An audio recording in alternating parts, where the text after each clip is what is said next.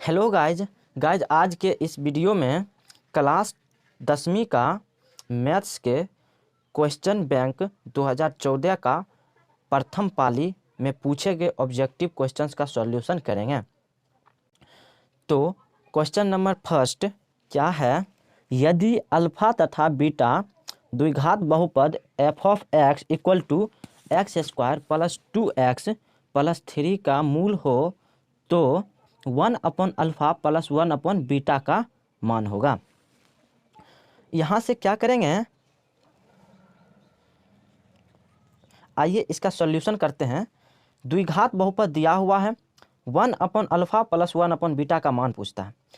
तो इसका general equation द्विघात बहुपद का होता है a x square plus b x plus c equal to 0। हल करने पे अकॉर्डिंग टू क्वेश्चन आएंगे तो आएगा कि 1 upon alpha plus 1 upon beta. तो इसका जब सॉल्यूशन करेंगे तो इस दोनों का एलसीएम लेंगे तो एलसीएम मल्टीप्लाई हो जाएगा और यहाँ क्रॉस मल्टीप्लिकेशन हो जाएगा। तो ऊपर अल्फा प्लस बीटा और नीचे अल्फा इंटू बीटा। तो अल्फा प्लस बीटा का मान ज्ञात कर लेंगे। तो अल्फा प्लस बीटा का मान क्या होता है, माइनस बी अपॉन ए। तो माइनस बी, तो द्विघात बहुपद को जनरल द्विघात से कंपेयर करने के बाद बी का वैल्यू 2 आ जाता है और सी का वैल्यू 3 और ए का वैल्यू 1। तो यहाँ माइनस और बी का वैल्यू 2, तो minus 2 upon 1 equal to minus 2 और अल्फा इंटू बीटा बराबर फॉर्मूला होता है सी अपॉन ए। तो सी का मान 3 हो जाएगा और ए का मान 1 हो जाएगा। तो 3/1 बराबर 3। अब यहाँ वैल्यू पुट कर देते हैं और आंसर आ जाएगा। तो अल्फा प्लस बीटा का मान आ गया -2 और अल्फा इंटू बीटा का मान आया 3। तो -2 अपॉन 3 इसका आंसर हो गया। तो ऑप्शन में एक बार चेक कर लेते हैं। तो ऑप्शन में -2 अपॉन 3, तो ऑप्शन नंबर बी इसका सही हो जाएगा। इसी तरह क्वेश्चन नंबर 2 को देखते हैं। द्विघात बहुपद एक्स स्क्वायर माइनस 3 के शून्यक होंगे। तो इसका हल, द्विघात बहुपद दिया हुआ एक्स स्क्वायर माइनस 3 इसका शून्यक, तो इसको क्या करेंगे, 0 के बराबर कर देंगे। 0 के बराबर करने के बाद एक्स स्क्वायर -3 को 0 के उस साइड ले जाएंगे तो +3 हो जाएगा। तो एक्स स्क्वायर इक्वल टू +3। अब एक्स स्क्वायर है, इसको बराबर के उस साइड ले जाएंगे तो अंडर रूट हो जाएगा। तो x equal two plus minus √3। तो x का 2 मान निकल जाएगा, एक होगा +√3 और एक -√3। तो x इक्वल टू -√3 कोमा +√3। तो क्वेश्चन नंबर 2 का सॉल्यूशन हो जाएंगे -√3 कोमा +√3, इसका शून्यक होगा। तो ऑप्शन में चेक करते हैं। ऑप्शन में -√3 +√3 ये है, तो ऑप्शन नंबर इसका भी बी हो जाएगा। क्वेश्चन नंबर 3 है, वृत्ताकार पथ पर 3 धावक एक ही स्थान से दौड़ना प्रारंभ करते हैं। तो एक चक्कर लगाने में क्रमशः 3 घंटे, 4 घंटे तथा 8 घंटे का समय लगता है। तीनों को प्रस्थान बिंदु पर पुनः मिलने में लगा समय होगा। इसमें कहता है 3 धावक हैं, पहला धावक को 3 घंटा लगता है, दूसरा धावक को 4 घंटा और तीसरा को 8 घंटा एक चक्कर लगाने में। तो कहता है कि तीनों धावक पुनः एक स्थान पर कितने समय में मिलेंगे। तीनों का एलसीएम निकाल देंगे। एलसीएम निकालने के बाद इसका जो रिजल्ट होगा वहाँ पर ये तीनों आदमी उस टाइम में मिल जाएंगे, तीनों धावक। तो 3 घंटा, 4 घंटा, 8 घंटा पुनः मिलने में लगा समय इक्वल टू 3, 4, 8।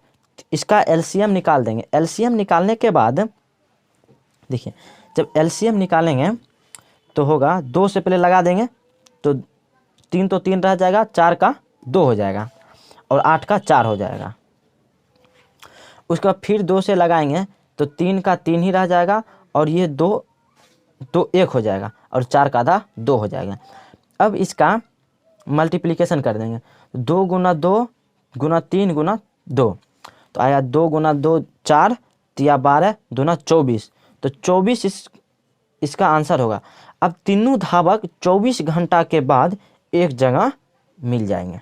तो आंसर क्या हो जाएगा, 24 घंटा। ऑप्शन में मैच कर लेते हैं। तो ऑप्शन में ऑप्शन नंबर डी है 24 घंटा। तो ऑप्शन डी इसका आंसर हो जाएगा। अब क्वेश्चन नंबर 4 को देखते हैं। 4 में क्या है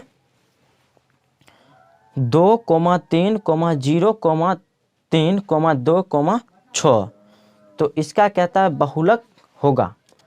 तो जैसा कि हम लोग जानते हैं कि दिए गए आंकड़ा में सबसे अधिक बार जो संख्या आती है वो उस आंकड़ा का बहुलक होती है। तो आइए इसका भी देख लेते हैं एक बार। दिए गए आंकड़े 2,3,0,3,2,6, बहुलक का डिफिनीशन होता है आंकड़ों की अधिकतम बारंबारता वाला पद। तो अधिकतम बारंबारता वाला पद इसमें है 2 और 3 दोनों है। देखिए 2 भी 2 बार आया है, 1 और 2, और 3 भी 2 बार आया है। तो इसलिए इससे कोई जेन्युइन आंसर नहीं निकलेगा, और जेन्युइन आंसर अगर निकलेगा भी तो 2,3 दोनों होंगे। तो इसलिए ऑप्शन में ऐसा कुछ दिया नहीं है, तो इसलिए इसका आंसर 2,3 हो जाएगा। ऑप्शन मैच नहीं कर रहा, तो आप लोग टेंशन मत लीजिएगा, ठीक ना। तो क्वेश्चन नंबर अगला देखते हैं 5 नंबर। 5 नंबर में है 2 समान कोणिक, इसको क्या करिए घेरा लगा लीजिए। 2 समान कोणिक त्रिभुजों में उनकी संगत भुजाओं का अनुपात सदैव समान रहता है, किसने कहा। तो देखिए डायरेक्ट ये थेल्स प्रमेय का कथन है, तो थेल्स ने इनका ये कथन दिए थे। इसी तरह आप लोग पाइथागोरस प्रमेय भी याद कर लीजिएगा, क्या पता कि पाइथागोरस प्रमेय ही पूछ दे। तो अगला क्वेश्चन नंबर है 6, बिंदुओं को ए इसका कोऑर्डिनेट दिया है 4,5 तथा बी इसका कोऑर्डिनेट 6,5 को मिलाने वाली रेखा का मध्य बिंदु होगा। तो मध्य बिंदु कैसे ज्ञात करते हैं। पहला नंबर बिंदु दे दिया है, अब एक रेखा ड्रॉ कर लेते हैं। तो ए से बी तक एक रेखा है, इसका कोऑर्डिनेट 4,5 और बी का कोऑर्डिनेट 6,5। मध्य बिंदु को x, y एज्यूम कर लेते हैं। अब मध्य बिंदु इक्वल टू फॉर्मूला होता है इस, यानी कि x1 plus x2 upon 2, y1 plus y2 upon 2। तो 4 प्लस 6, 4 प्लस 6 बटा 2, 5 प्लस 5 बटा 2। तो हो गया 4 प्लस 6 10, 10 बटा 2 5, 5 प्लस 5 10 बटा 2, तो हो गया 5। तो इसका जो मध्य बिंदु निकल के आया वो 5,5 निकल के आया, तो आंसर हो गया 5,5। तो ऑप्शन में मैच कर लेते हैं। क्वेश्चन नंबर 6 का ऑप्शन नंबर बी सही होगा, 5,5 दिया। अब क्वेश्चन 7 को देखते हैं। यदि किसी वृत्त की त्रिज्या आधी कर दी जाए तो पुराने तथा नए वृत्तों के परिधियों का अनुपात होगा। देखिए क्वेश्चन नंबर 7 का सॉल्यूशन, माना कि पुराने वृत्त की परिधि इक्वल टू 2πr। तो पहला वृत्त का त्रिज्या r था, तो इसका परिधि हुआ 2πr। जब नया वृत्त बनेगा तो उसमें त्रिज्या हो जाएगा आधा, तो r बटा 2 इसका त्रिज्या हो जाएगा, तो r इक्वल टू r/2। तो इसका नए वृत्त की परिधि हो जाएगा 2π इंटू r/2, तो 2 कैंसिल हो जाएंगे, तो बनेगा इसका परिधि π इंटू r। अब अनुपात इक्वल टू क्या होता है, तो बट्टा होता है। अनुपात एक प्रकार का बट्टा ही होता है, जिसको बाय कहते हैं, डिवीजन। तो पुराने वृत्त की परिधि बटा नए वृत्त की परिधि, तो पुराने वृत्त की परिधि 2πr, नए वृत्त की परिधि πr। πr upon πr cancel हो जाएंगे, तो बचेगा 2 और नीचे बचेगा 1, तो 2/1, तो अनुपात हो जाएगा 2:1। तो 2:1 इसका आंसर हो गया। तो ऑप्शन में, ऑप्शन नंबर बी में 2:1 है। अब क्वेश्चन नंबर 8 देखते हैं। तो क्वेश्चन नंबर 8 में किसी घटना की प्रायिकता नहीं होती है। देखिए जैसा कि हम जानते हैं कि घटना की प्रायिकता होती है हमेशा 0 से 1 के बीच। तो कोई भी घटना हो कभी भी घटेगा तो 0 से लेकर 1 के बीच ही घटेगा। तो इसको ऑप्शन से मैच करते हैं इसका आंसर। तो इसमें एक बार देख लेते हैं, किसी घटना की प्रायिकता सदैव 0 से 1 के बीच होती है, तो ऑप्शन से मैच करते हैं। देखिए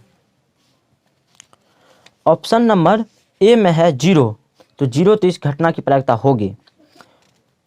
बी भी 1 है, तो ये भी घटना की प्रायिकता होगी। सी नंबर है 0.2, तो 0 से ज़्यादा और 1 से कम यानी 0 और 1 के बीच में है तो सी भी इस घटना की प्रायिकता हो जाएगी। यहाँ पूछता घटना की प्रायिकता नहीं होगी, तो नहीं होगी यानी -1, तो -1 इसका आंसर हो जाएगा, ऑप्शन नंबर डी। अब क्वेश्चन नंबर 9, यदि √2 cos थीटा इक्वल टू 1 हो तो थीटा का मान होगा। अब यहाँ से थीटा का मान कैसे ज्ञात करते हैं वो देख लेते हैं। क्वेश्चन नंबर 9 का solution, √2 cos theta equal to 1, तो cos थीटा को रहने देंगे और √2 मल्टीप्लाई में है तो इसको बराबर के उस साइड ले जाएंगे, तो बराबर के उस साइड जाएगा तो डिवाइड में हो जाएगा, तो cos थीटा इक्वल टू 1/√2 हो जाएगा। अब 1/√2 cos कितना का मान होता है, तो cos 45 का मान 1/√2 होता है, तो cos theta equal to cos 45। अब दोनों तरफ कंपेयर करने पर यानी तुलना करने पर तो थीटा का मान 45 डिग्री हो जाएगा, तो थीटा इक्वल टू 45 डिग्री इसका आंसर हो जाएगा। ऑप्शन में देख लेते हैं, तो ऑप्शन इसका बी सही होगा, 45 डिग्री।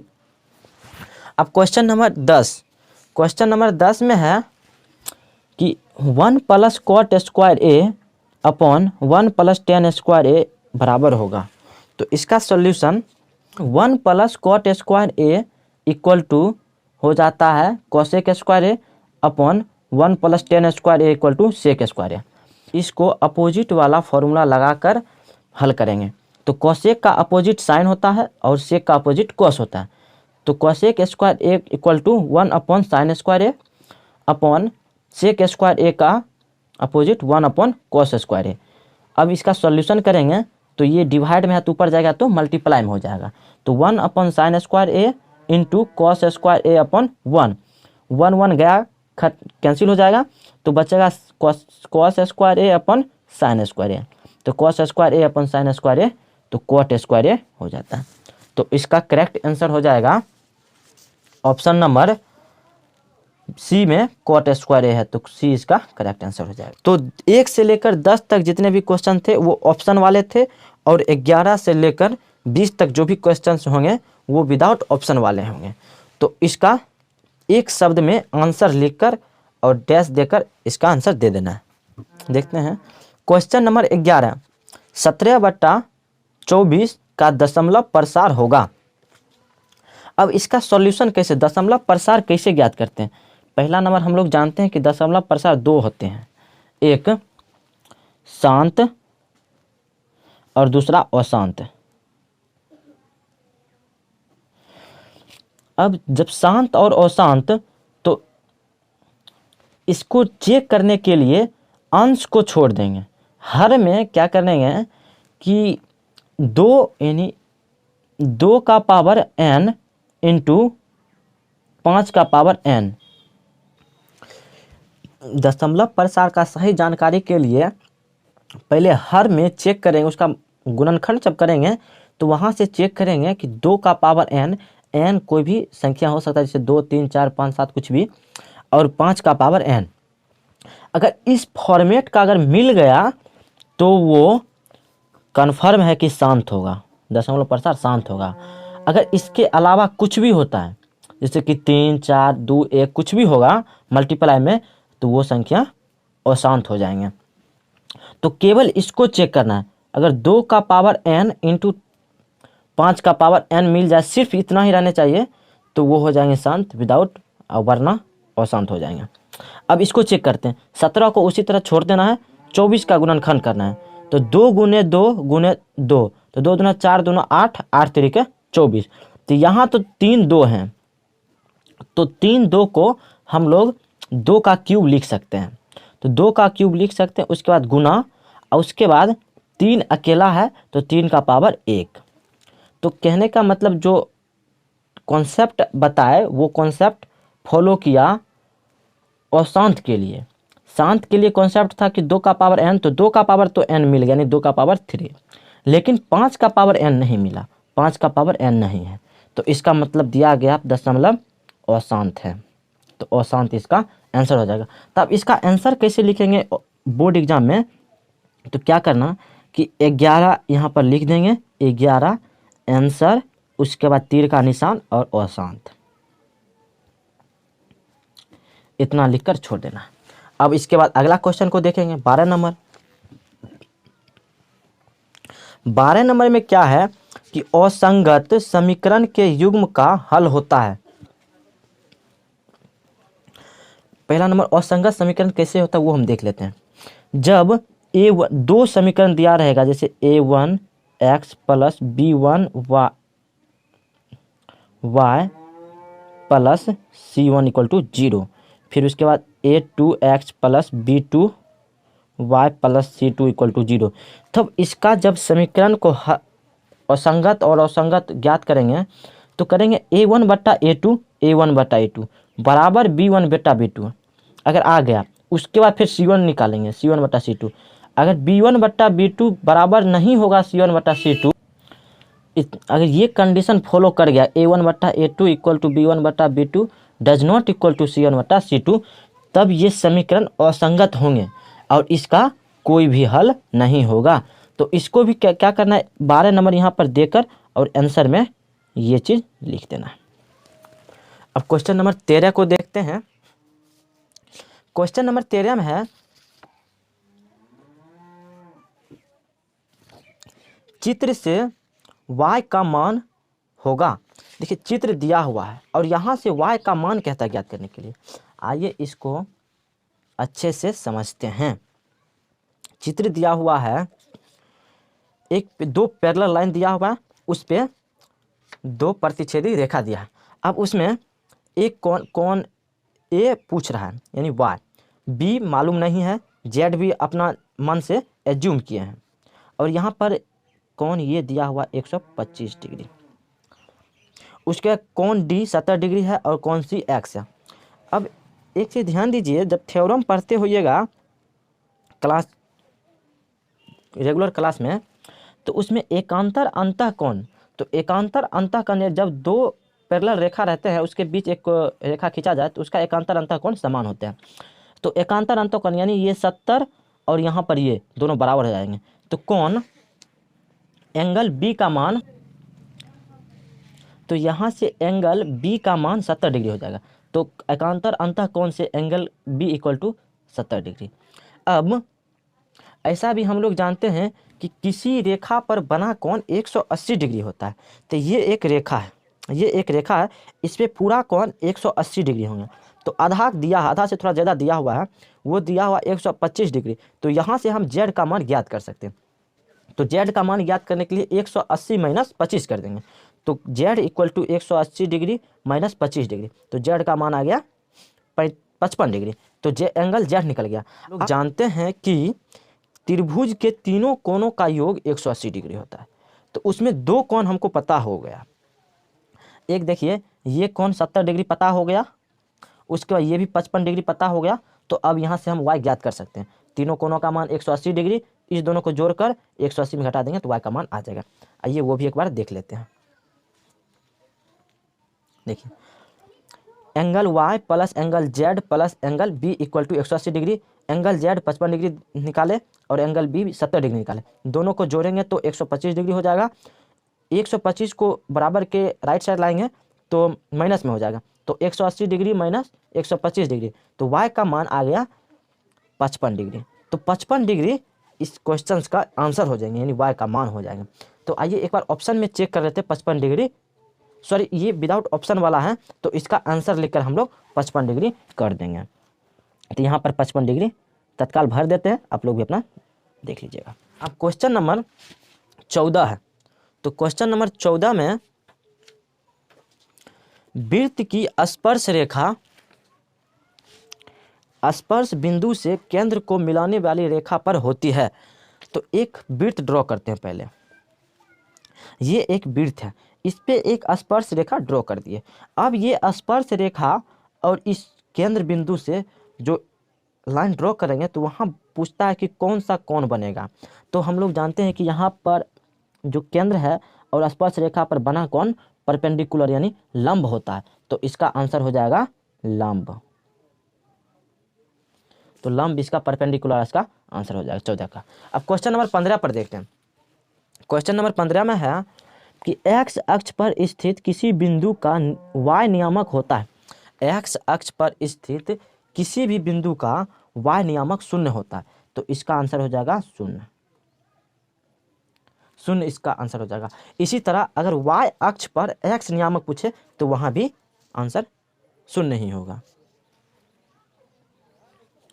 क्वेश्चन नंबर 16, कार्तीय तल में स्थित किसी बिंदु के कोटि का मान। देखिए, कार्तीय तल में एक्स अक्ष जो होता है वो भुज होता है और वाई अक्ष कोटि होता है। तो यहाँ पर बिंदु दिया हुआ है 6,4, तो वाई का मान यहाँ से देख लेंगे। ये हो गया एक्स, ये हो गया वाई, तो वाई कोटि होता है, तो वाई का मान यानी 6,4 में कोटि का मान 4 हो गया, यानी 4 इसका आंसर हो जाएगा। तो यहाँ पर 4 लिख देते हैं। इसी तरह क्वेश्चन नंबर 17, तो क्वेश्चन नंबर 17 में है tan 90 माइनस ए, तो tan 90 minus A cot A हो जाते हैं। तो tan 90 minus A cot A, तो इसका आंसर हो जाएगा कॉट ए। अब क्वेश्चन नंबर 18, क्वेश्चन नंबर 18 में क्या है, cot 60 degree into cos 30 degree plus sine 60 degree into sine 30 degree का मान होगा। अब इसका सॉल्यूशन देख लेते हैं। देखिए, cot 60 degree 1/√3, cos 30 degree √3/2 plus sine 60 degree √3/2 और साइन 30 डिग्री 1/2। तो अब देखिए, ये 1/√3 इंटू √3/2, तो √3 कट जाएगा, तो बचेगा सिर्फ 1/2। अब यहाँ √3 को 1 से गुना करेंगे तो √3 हो जाएगा, और 2 को 2 से गुना करेंगे तो 4, तो 1/2 प्लस √3/4। जब दोनों का एलसीएम लेंगे तो एलसीएम पूरा हो जाएगा 4, और यहाँ 2 दूना 4, तो 1 दूना 2 प्लस √3, तो 2 प्लस √3/4 इसका आंसर हो जाएंगे। तो आप लोग नोट कर लीजिएगा ये आंसर। और क्वेश्चन नंबर अगला देखते हैं, 19 नंबर है एपी का क्वेश्चन है। AP 3, 3 plus √2 plus 3 plus 2√2, 3 plus 3√2 dot dot इसी तरह चलते जाएगा। तो इसका डी का मान यानी सार्व अंतर का मान पूछता है। तो सार्व अंतर कैसे ज्ञात करते हैं, अगला पद माइनस पिछला पद, यानी जैसे ये है फर्स्ट पद और ये सेकंड पद, तो सेकंड पद माइनस फर्स्ट पद, तो सार्व अंतर डी इक्वल टू दूसरा पद माइनस पहला पद। तो दूसरा पद 3 प्लस √2 है, तो 3 प्लस √2 और पहला पद 3, तो -3, तो यहाँ से 3 3 कैंसिल हो जाएंगे, तो सिर्फ बच जाएगा √2। तो 19 नंबर क्वेश्चन का आंसर √2 हो जाएगा। अब क्वेश्चन नंबर 20, तो क्वेश्चन नंबर 20 में कहता है प्रथम 5 अभाज्य संख्याओं का माध्य होता है। तो पहले हम लोग देखेंगे कि अभाज्य संख्या कौन सी होती है। तो वैसा संख्या जो खुद से तथा 1 से भाग लगे वो संख्या अभाज्य होते हैं, जैसे कि 2, 3, 5, 7, 11, 13, 19, 17 भी हो जाएंगे, 23 भी हो जाएंगे, 29, इसी तरह बहुत सारे होंगे। तो हमको सिर्फ प्रथम 5 अभाज्य संख्या पूछता है। तो प्रथम 5 अभाज्य 2, 3, 5, 7, 11, और माध्य का डिफिनीशन क्या होता है कि दिए गए आंकड़ों का योग बट्टा आंकड़ों की संख्या। तो आंकड़ों का योग यानी 2 प्लस 3 प्लस 5 प्लस 7 प्लस 11 बट्टा 5 संख्या है, तो 5, तो पाँचों को जोड़ेंगे तो 28 होगा, और 28 को 5 से भाग देंगे तो 5.6, तो 5.6 इसका आंसर हो जाएगा। तो आंसर में 5.6 लिख लेते हैं। आज का वीडियो यहीं समाप्त करते हैं, फिर मिलेंगे अगले वीडियो में बस 2014 का सेकेंड पाली का यानी सेकेंड सिटिंग का ऑब्जेक्टिव क्वेश्चंस का डिस्कशन करने के लिए। तो अगर अभी तक चैनल पर नए होंगे तो सब्सक्राइब कर लीजिएगा, और वीडियो अच्छा लगा हो तो लाइक भी कर दीजिएगा, और अपने सभी दोस्तों से शेयर कर दीजिएगा ताकि सभी को फ़ायदा हो सके। बस धन्यवाद, फिर मिलते हैं अगले दिन।